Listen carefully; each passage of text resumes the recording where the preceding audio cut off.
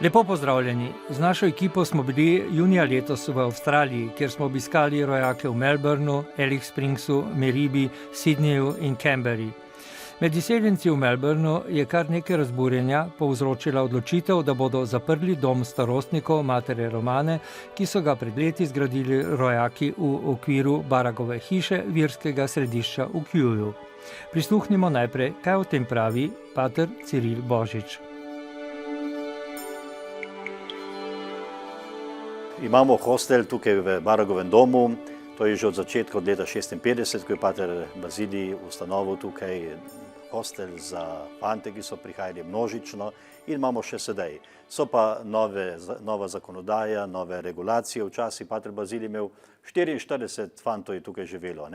Danes je to nemogoče, to so predpisi, health and safety in tako naprej, kot rečejo, predpisi varnosti, protipožarna varnost, takšna in drugačna. Tako da mi imamo lahko zdaj v našem Baragovem domu samo 12 postelj. Tukaj, kot ste pa omenil, naš dom matere Romane, ki je bil zgrajen pred 21 leti oziroma je začel delovati, bil je zgrajen kot hostel tudi, potem je pozneje zaradi spremenjene zakonodaje lahko postal, in če to ne bi bilo mogoče, ne bi že takrat obstajal, je postal nursing home, se pravi, da so ljudje, ki so prišli, na začetku je bilo tako, ko so prišli semkaj, so morali skrbeti sami zase, gledati na sebe, ko so postali negibljivi, da so potrebovali višjo stopnjo nege, high care, kot rečemo tukaj, smo morali poiskati nov prostor in to je bilo zelo težavno. In tam nekje 2006 ali tam nekje si je ta zakonodaja spremenila, tako da smo lahko potem tudi ohranjali aging in place, kot so rekli. Nastala zakonodaja se spreminja in se še vedno in se bo spreminjala in je če dalje bolj zahtevna. Prostor s 30 posteljami je bil nerentabilen in torej nabralo se je tudi cel kup problemov, tako da je vse skupaj pripeljalo do tega o pomoči agencije naše nadškofije, Catholic Homes, ki ima polno domov tukaj po Melbourneu in ima strokovno ljudi, so nam pomagali, da smo to lahko izpeljali, lepo v miru. Vsi ljudje so dobili nove domove, lepe.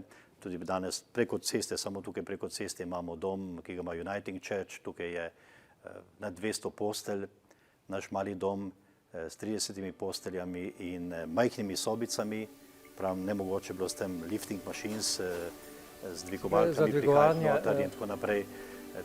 Toliko in toliko poškodb, hrbtov je že bilo in to veste potem, kako gre. Se plačuje, gre na sodišča, na zdravniki.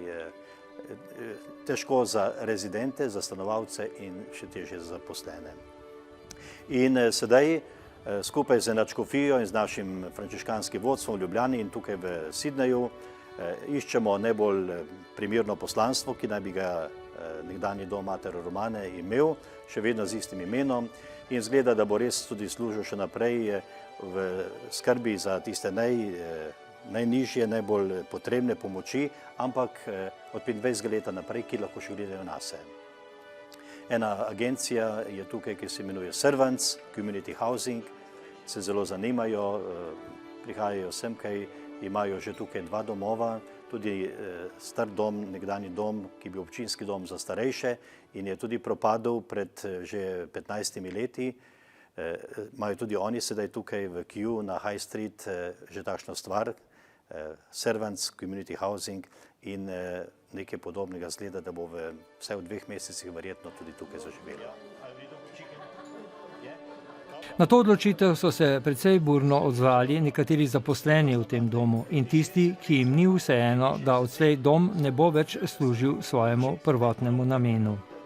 Kadar smo mi delali v domu, smo imeli največ 31 delavcev. Kadar so končali, jih je bilo 42. In tu je bil en razlog, da ne more tako delati, da jih je 42. Zakaj? Kadar sem jaz delala, smo vse toliko naredili z 31-30 delavkami in enim delavcem. In zakaj je finančno tako šlo naprej?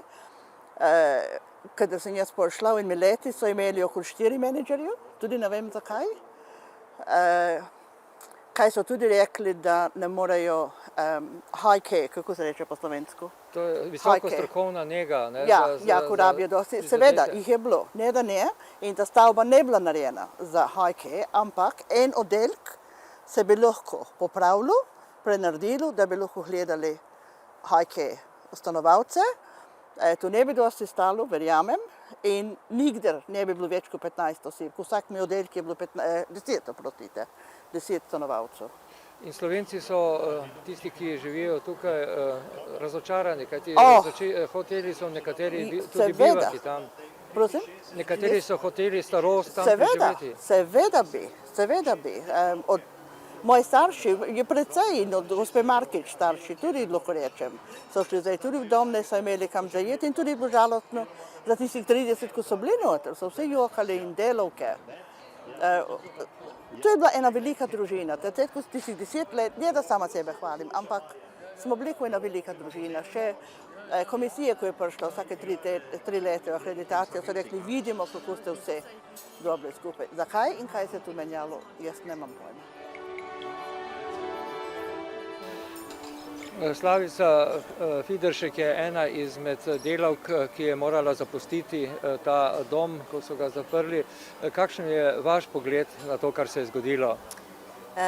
Še danes zelo težek.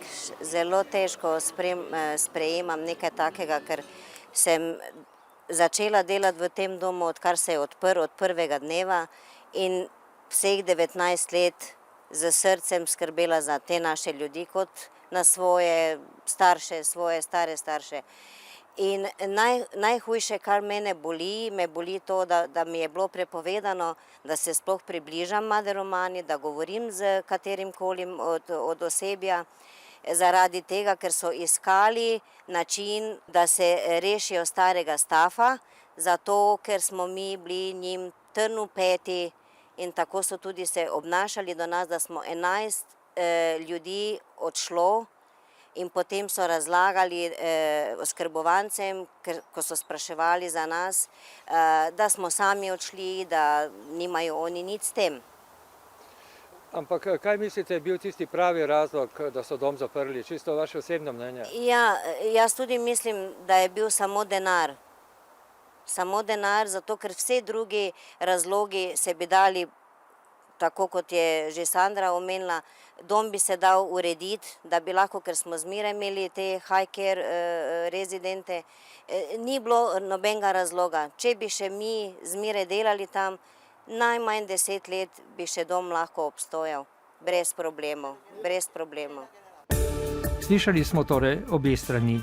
Dejstvo torej ostaja, da tukaj ne bo več doma za starostnike. Ostanimo še nekaj minut v Melbournu.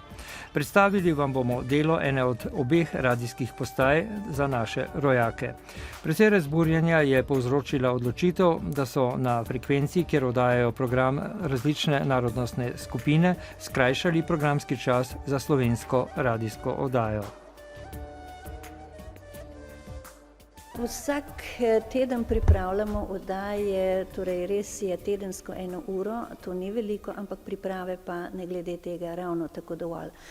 Ja, imamo pravilni program, katerega moramo upoštevati, postaja nam daje direkcijo, kako treba narediti. Vsaka minuta je odgovorna temu primerno in zato se držimo tudi tega njihovega pravila. Nikoli še nismo imeli nobenega problema in zato mislim, če mi upoštevamo to, da je to tudi pravilno za našo slovensko skupnost. Ja, imamo na primer 5 minut poročila, ki so povzeta največ iz Slovenije. Radio Slovenija nam pošilja. Potem imamo pa 5 do 6 minut imamo društvena obvestila, kaj se dogaja po Viktoriji v slovenskih društvih, ki jih je 5 plus versko središče.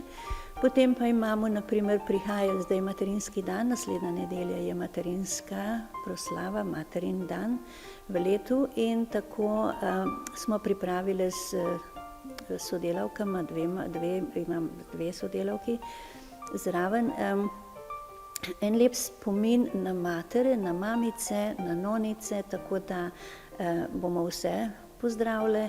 Potem pa tudi imamo glasbo, ker dovolijo nam 20 minut glasbe, kakršnokoli slovensko, in to, da mi popestrimo to našo oddajo tudi z glasbo, da pride zelo živo ven. Potem, kar ste rekli o današnji oddaji, je to neke vrste tudi vsebina vaših oddaj v celem letu. Pa nam povejte, kakšne probleme, težave pa imate, gotovo jih ne manjka?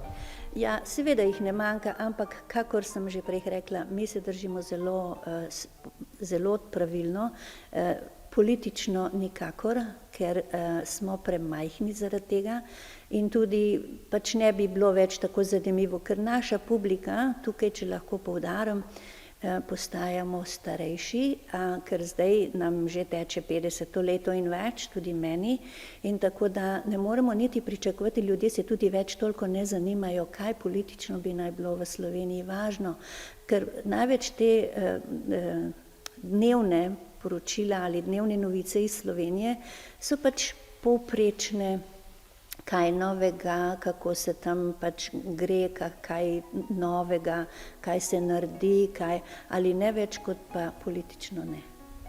Kaj pa ta razdelitev sredstev za posamezne radijske postaje, mislimo slovenske, kaj se tu dogaja?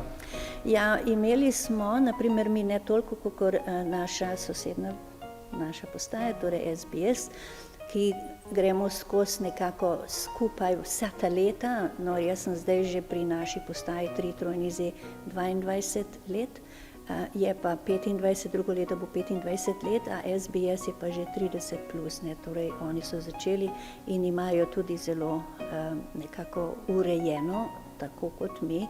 Ampak zdaj, kaj se je zgodilo pred tednom dni, so jim vzeli 1 uro, celo uro so imeli 2 uri na teden, mi imamo stalno samo 1 uro. Potem, koliko je prebivalstva pač v Viktoriji tukaj pri nas in Avstralija, v celi Avstraliji. Prišli so do zaključka, da nas je po številu, kakor se je to dalo napisati in tudi so izbrali z tega, da nas je vseh skupaj 4,500, kar to nikakor ne drži. Ne samo nas v Viktoriji, nas je 11,000. In tako zdaj ne vemo tega odgovora, nam tudi niso hoteli priznati, tako so dobili iz urada za Slovence tukaj tudi in potem so se držali in tako so odločili in tako je zdaj ostalo. Kaj vas čaka v prihodnosti, ste optimistka?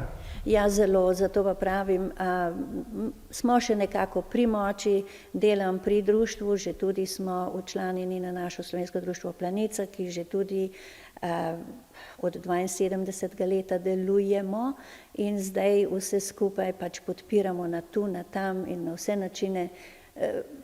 Zdravi smo, veseli smo, da gre še lepo naprej in tako, da naj bi šlo še nekaj let naprej. Zdaj pa se preselimo v prestolnico Avstralije, Canberro. Tisti, ki ste gledali našo prejšnjo oddajo, ste lahko videli in slišali pogovor s prvim slovenskim veleposlanikom v Avstraliji. Doslej smo imeli vedno odpravnike poslov, doktorjem Milanom Balažicem. Tokrat smo obiskali tudi slovenski klub. Primož Vodenik je eden izmed mlajših Slovencev, ki so prišli semkaj v Avstralijo, točneje v Canberro. Primož, povejte nam, kakšna je bila vaša pot, kaj vas je privedlo v to deželo Down Under, kot pravijo? Bil je to čisto en osebni izziv, bom rekel, želja po spremembi, glede na situacijo v Sloveniji, kjer sem videl, da stvari ne grejo v pravo pot, sem se odločil za ta korak, za emigracijo v Avstralijo. Vemo, da Avstralci sprejmejo samo določene profile oziroma ljudje morajo imeti določene poklice. Kako ste dobili delovno dovoljenje, vizo in vse ostalo, je bilo kaj težav? Ja, avstralska imigracija zahteva določene pogoje, ki jih je treba izpolniti, preden se vloži zahtevek za vizo. Potem se čaka cirka leto, lahko tudi 2 leti. Sam postopek, vmes se predloži vsa dokazila. In ko je vse, kot se reče, poklopljeno, se lahko viza odobri. To se pravi, avstralska imigracija dovoli izdajo vize in s tem vstop v Avstralijo. Posledično vas moramo vprašati, kakšen pa je vaš poklic, s čim se ukvarjate? Jaz sem drugače inženir elektronike, tukaj pa delam kot serviser oziroma testiram električne naprave, če so v skladu z avstralskimi standardi. Eden izmed pogojev je bil tudi ta, da ostanete v začetku na določenem teritoriju. Kako je s tem? Ja. V bistvu me je lokalna vlada, to se pravi vlada zveznega teritorija, to se pravi ACT, me je sponzorirala s točkami pri vizi in sem se moral obvezati, da bom prvi 2 leti živel in delal v tem teritoriju, potem se lahko preselim kamorkoli. Zdaj smo tukaj v slovenskem društvu Canberra, tudi vi ste zdaj član odbora tega društva. Kakšno je pravzaprav življenje klubsko društveno tukaj? Vemo iz naših izkušenj iz Sydneyja, Melbourna, Adelaide in tudi iz Brisbanea, da se članstvo stara in so vedno večje težave v klubi. Ja, res je. Tukaj se zbiramo enkrat tedensko in sicer v petkih za približno 2-3 ure. Drugače pa samo v posebnih priložnostih, ko imamo kakšna praznovanja, gostovanja iz Slovenije, da pridejo kakšni ansambli, recimo se tukaj zbiramo ob raznih prireditvah, poskušamo držati tradicijo, to se pravi ohranjati to slovenstvo, kolikor nam pač omogoča članstvo oziroma kolikor pač lahko dobimo mladih skupaj. Kakšna pa je vaša vest Slovenijo danes? Tekoče spremljam dogodke v Sloveniji preko interneta in pa z mojimi domačimi se slišim enkrat tedensko preko Skypa. Pa nam še povete, odkot izhaja vaša rodbina, družina? Jaz sem doma iz okolice Šmartnega pri Litiji.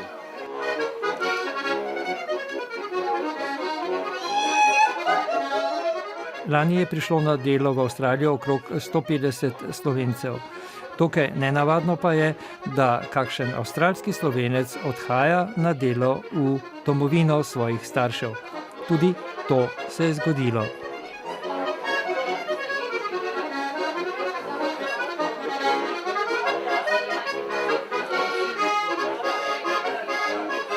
Že veliko let sem mislil, da bi se vrnil nazaj v Slovenijo. Sicer pač sem se rodil v Avstraliji, sem živel samo 3 leta v Sloveniji, od 94 do 97 in takrat seveda mi je prišlo v srce Slovenija in zdaj tudi ne samo dežela, ampak tudi glasba me kliče, da bi se vrnil v Slovenijo, da uživam lahko v Sloveniji.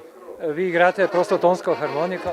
Ja, diatonično frajtonico igram in še par drugih inštrumentov sem tudi probal čez leta, ampak frajtonica mi je pri srcu, sem največ let igral. Ampak vaš poklic je seveda drugačen, vi ste računalničar, kje ste delali? Ja, trenutno sem zaposlen pri Microsoftu kot svetovalec. Že 10 let pravzaprav delam v računalništvu in to je kar različno od glasbe, malo drugače. Ja, kaj pa služba? Računate, da boste dobili zaposlitev v Sloveniji, imate kaj vezi že tkanih? V Avstraliji se pogovarjam tukaj z strankami, da bi lahko mogoče nadaljavo delal. V Sloveniji se bom tudi pozanimal za stranke in bomo videli, kako bo šlo. Vaša rodbina izvira z Gorenjske? Ja, oče je Gorenc, blizu Tržiča doma in tam sem živel kot otrok, ko smo bili v Sloveniji. Zelo dobro govorite slovensko tudi zaradi tega, ker ste bili 3 leta v Sloveniji, ali ste se še tu dodatno izobraževali v slovenski šoli? Ja, nisem več se izobraževal z slovenščino v Avstraliji, sem pač z očetom govoril čez leta in pri radnih prireditvah v klubah v Avstraliji. Drugač redko govorim slovenski jezik. Ampak vam kar gre dobro od rok. Boste šli v Slovenijo z družino, sem slišal? Ja, z družino grem, z ženo in otrokom, ki je zdaj glih čez 3 mesece, ima glih malo več kot 3 mesece. In žena, Bernadette, je pač Avstralka.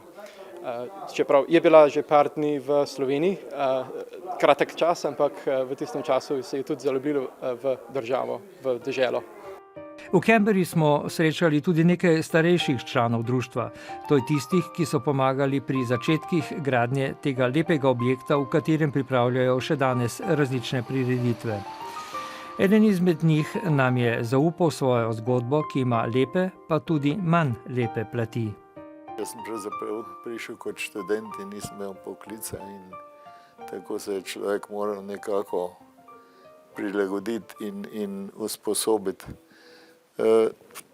Drugače pa seveda smo se morali privaditi in zato smo se tudi kar hitro privadili in za delom smo se potem seveda zabavljali, bi rekel, za delom smo se zaposlili, da ni bilo tistih velikih problemov z domotožjem in tako naprej. Vi ste bili v gradbeništvu, ne? Kaj Ja, ste delali? jaz sem začel v gradbeništvu delati in potem sem se tam nekako izšolal, ali kako bi rekel, in povzpel za vodilnega v firmi in sem potem tudi dobil sam gradbeno dovoljenje, da sem potem lahko začel na svojo roko delati. Tako da to mi je pravzaprav dalo ta zagon, da sem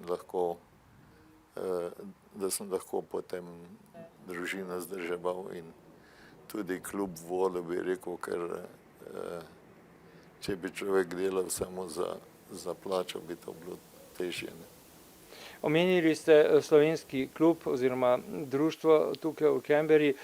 Rekli so mi, da ste vi veliko storili, ko je sploh nastajala ta stavba, prostor, kjer zdaj ta klub je. Kako je bilo s tem? To ste prostovoljno gradili, so bili to prostovoljni prispevki Slovencev ali kako je to bilo?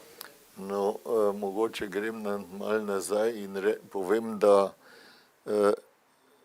smo se pač začeli zbirati, ali to je bilo nekako bolj srečanje, ki ni še dosti kaj pomenilo, ali potem je pa bila ena skupina fantov, ki so bili brez družin in ti so se sestajali bolj ob kupici piva, ne, in so, bi rekel, gradili društvo, tako bolj pričašen, ne. Še brez prostorov, ne? Brez nič. In ja, bomo napravili društvo in gradili in jaz sem osebno pravzaprav simpatiral s tem. Čeprav sem se bal, ker vem, da je v Sydneyju so začeli, v Melbournu so začeli, ali nikjer ni bilo pravega Efekta, ne? zagona, ja. In tako sem mislil jaz tudi v Canberri, ker nas je bilo izrecno malo, tu ni bilo mogoče več Slovencev kot 50. In kaj češ govoriti o gradnji enega kluba, veliko s 50 ljudmi. Ali vendar, ker so to začeli, sem se pridružil in smo potem začeli pač, smo ustanovili društvo in tudi začeli si razdelili ta vodilna mesta, mislim, izvolili predsednika, tajnika, blagajnika in tako naprej.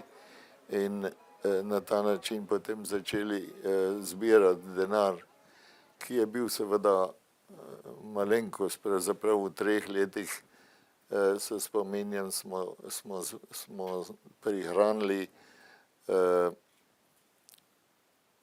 4500 funtov takrat, kar je bilo, bi rekel, izredno malo za graditi en klub, ne.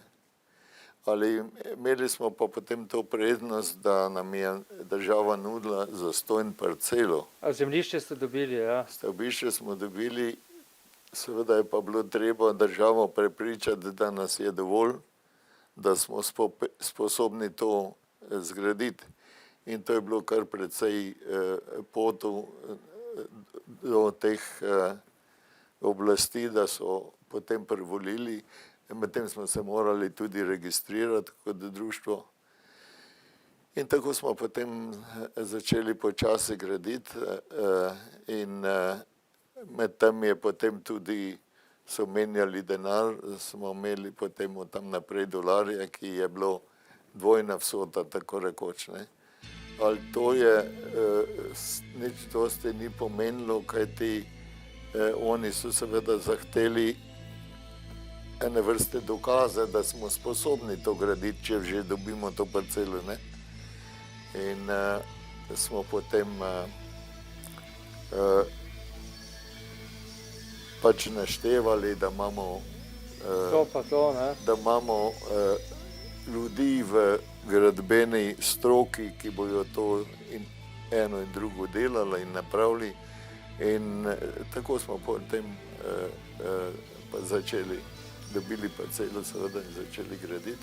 In tukaj je bila vaša vloga zelo pomembna, saj ste bili gradbenik, rekli so mi, da ste veliko naredili. Absolutno, ja, torej to da ni vprašanje med Slovenci, da brez mene bi težko bili to uspeli, ker pač le, ne vem, drugi verjetno niso imeli tega interesa, kot sem ga imel jaz, ne vem, zakaj sem jaz bil tako zagnan.